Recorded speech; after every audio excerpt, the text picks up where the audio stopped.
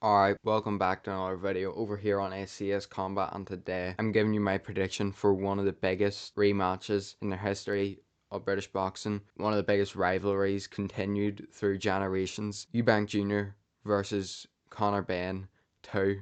The rematch, Tottenham Hotspur Stadium, goes down this weekend, and we're going to get into it today. So, the first fight, Chris Eubank Jr. defeats Conor Benn via 12-round decision in what could only be described as a war. A war between two fighters who were willing to give everything and not willing to quit in the slightest. You look at that round span of 1 to 8 back and forth of the boxing of Eubank, the slick jab, against the just ferocity and ruthlessness of Conor Benn trying to come through and lands a huge shot. Left hooks, overhands, body shots, uppercut, trying everything he could to get Eubank out of there. And even though he stumbled him, round 3, wobbled his legs, he could never get him out of there. Chris Eubank Jr. on the other hand, from rounds 8 to 12, put on one of the most mental performances I've ever seen in my life in boxing. He just wouldn't stop coming forward through everything he had left after the weight cut, after the rehydration clause. He just kept coming forward and forward and forward and forward. There was no quitting, there was no exhaustion. I actually just thought that he might drop at some point, he might get hit and go down due to exhaustion, but he just kept coming and he would not go down. You know, there was a different type of fighting spirit in Chris Eubank Jr. that night. And obviously we had the first time around as well, the shock appearance to a lot of us of Chris Eubank Sr. right before the fight. We all know the build up, we all know the iconic rivalry between Chris Eubank Sr. and Conor Benn's dad, Nigel Benn. You know, they fought 2 times. Chris Eubank Sr. won the first one, and then the second one it was a draw, but it is heavily said that Nigel Benn won that fight. So it was 1-1 technically, you know what I mean? Chris Eubank Jr. makes it 2-1. Now they're here again at the final shot of redemption for the Benn name. Will Conor Benn get the win in such a high profile,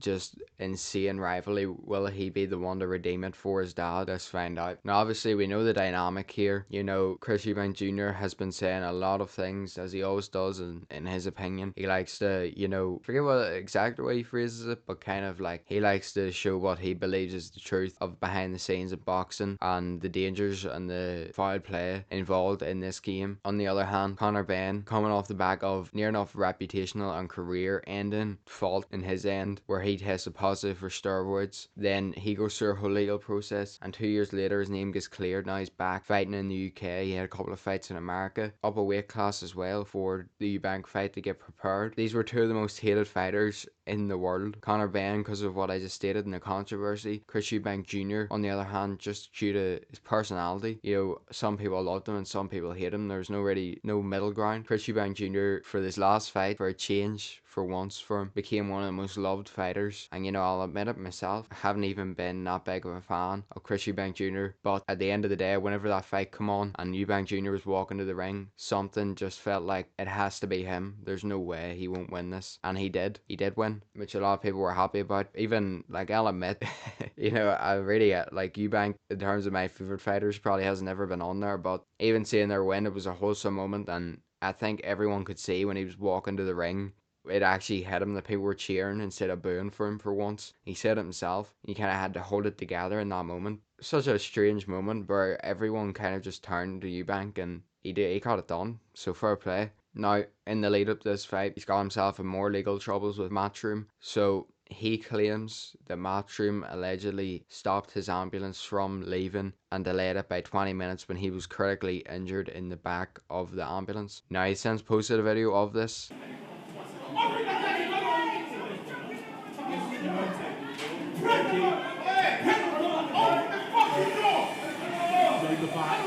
The doctor will let us call the ambulance.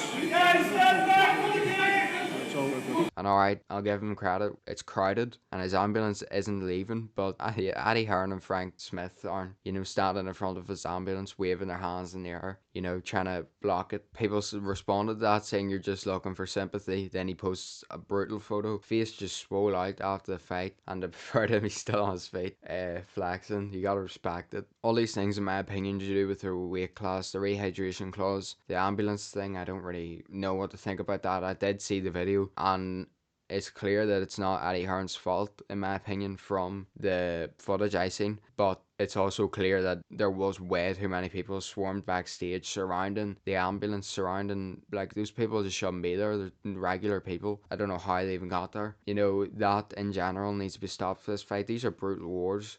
I was gonna say Eubank lost his toenail, but Eubank actually took some severe damage in there, and you only had to look at his face after to see. And everything he gave for his ambulance to be delayed is a disgrace. Now, secondly, the weight class, the rehydration clause, could play a huge factor here. If he does follow that rehydration clause, which I'm pretty sure he's not going to, hopefully the fight continues. But he also doesn't really have to, in my opinion. I don't really know. Rehydration clauses are weird. Sometimes it's like, alright, if it's a world title fight, I get it, but obviously Conor Benn's coming up. But in both instances here, both cases here, really, neither man can complain about what the other man is doing when they know they're going to do it and they've signed to fight them. Same that Conor Benn's not saying it to prefer much, I don't think. But he can't run around screaming, "Oh, I'm coming up to 160," and Eubank can't be running around shouting, "No, I'm cutting down to 160," because you knew what you were doing. You signed the contract. Pretty simple. Stop yapping about things you can't change. Unfolded like that and you agreed to it, and now you can't complain about it and try and gain sympathy. And that's on both sides, not just Eubanks. Not that Conor Benn has said much, in my opinion. Seen the face off. Eubank might be under skin just a wee bit again. Conor Benn said he's going to be more patient this time. Unfortunately for Conor Benn, it might just run in the genes that he does not have the patience to fight Eubank in there calmly. Said how it is. The Destroyer is a nickname that runs through the family. So Destroyers don't usually take the patient route around things. Eubank has teamed back up with Bomac, who he trained with for the second Liam Smith fight. When he got his revenge against Liam Smith, who stopped him in their first fight. Eubank got his revenge. A lot of claims there that Liam Smith was injured heavily, but we move and Eubank got his revenge, and Bomac helped him a lot and helped him get Liam Smith out of there. Eubank's got a different trainer every day of the week, but Bomac is world class, and we've seen what he's done with Crawford. If there's anyone that knows how to maybe get Conor Benn out of there, it probably is Bomac. Overall, in my opinion, everything put together, it really is just on Eubank's side. Can you do that again? Because that's what needs to be done again. And Conor Benn is a live dog in his prime. Can you do that again? Can you give what you give the first time again? And it's a very tough question to answer right now, because you look at those last 4 rounds for someone that was already at the end of their career, already weight drained, already on a rehydration clause. And I know this is his fight weight anyways, 160, so it never really made a difference to me, to be honest. But he clearly needs to go up a weight class, in my opinion. You look at the damage he sustained in that fight, you look at all the surrounding factors, the fact that he was able to do that. In my opinion, I wouldn't have thought that this rematch was going to happen, and I'll tell you why. It's because I thought every single ounce that Eubank had left was left in that ring that night, and I knew if the rematch happened, this is very dangerous territory. Obviously for Conor Benn to potentially get finished, but in my opinion, even more dangerous for Chris Eubank Jr. For at this stage of the career, with the weight cut, you're getting older, it's going to be more difficult. With the damage sustained in the last fight, with the damage given in the last fight, with the cardio, the output given in the last fight, it's the odds. The odds are stacking up, but if there's anyone's going to rise to the occasion, beat those odds, and put those doubts to bed, it's Chris Eubank Jr. He just wants to,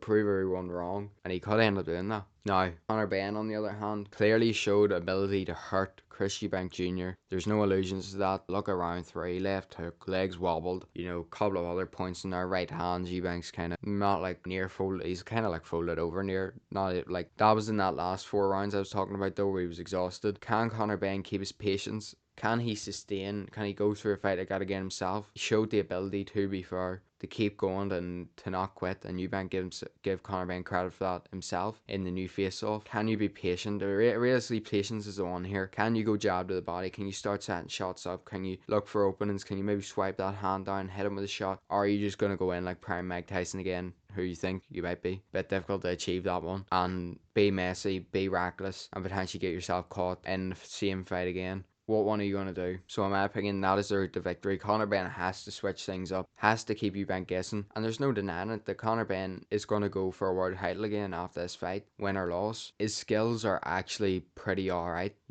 He has got some nice footwork, he's got some nice ideas, he got good IQ to create angles to try and land those shots. Now, in my opinion, it's just about implementing it way better, setting shots up to the body. Well, he's going to be on the loss kind of the reach with the jab, and the jab was very effective for Eubank in the last fight, but even feints, try and get somewhere quicker with a better opening, because a lot of those shots were just through out of straight, like, I'm taking your head off your shoulders. And unfortunately for Conor Benn, he missed a lot of them. He was also able to land them, and that shows that if you are to be more patient, take your time, set your shots up, and mix it in with a combination, you could seriously hurt Eubank and even put him away, maybe. Obviously, the accusations against Conor Benn with what happened and stuff, in my opinion, that's a no-go for life for boxing. You know, if you get caught doing that, his name's cleared, so you kind of have to move past it. Eubank, on the other hand, one of the most hated, become one of the most loved fighters in the game. And make no mistake about it, although I would love to see, you know, that story play out again, and the whole thing with Eubank Sr.,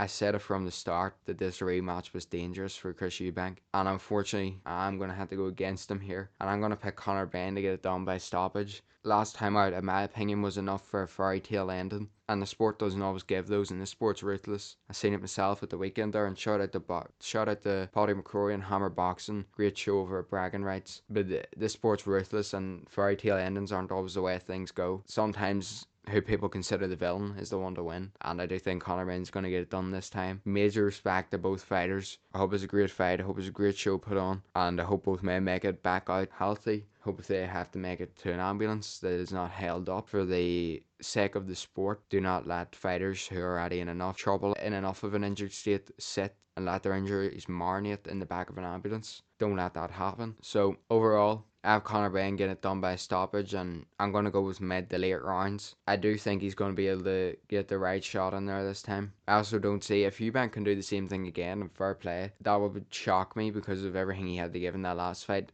I immediately sensed I don't feel like this one might go well if the rematch is ran back because of everything he gave in the stage of his career. So I have to pick Conor Benn here, you know, that's the way I'm going to have to go. However, even though he does do my head in a bit, once again, the fairy tale side and the hero to this story will be Chris Eubank Jr. And there will be a lot of happy people if he wins, and I won't mind it. I didn't mind it last time, I won't mind it this time. It will be pretty cool to see, and maybe for him to hang the gloves up or get an even bigger fight against Canelo and then hang the gloves up. But let me know your thoughts down below in the comments. It's a great fight. Could go either way. Let me know why you think Eubank would win. I'm sure a lot of people will. If you're here after the fight, your vote doesn't count. Once again, like I mentioned there, huge shout out to Paddy McCrory, Jamie Conlon, Hammer Boxing, Conlon Sports. Great show at the weekend with bragging rights. That's going to be all for the day. Like, subscribe, follow for more.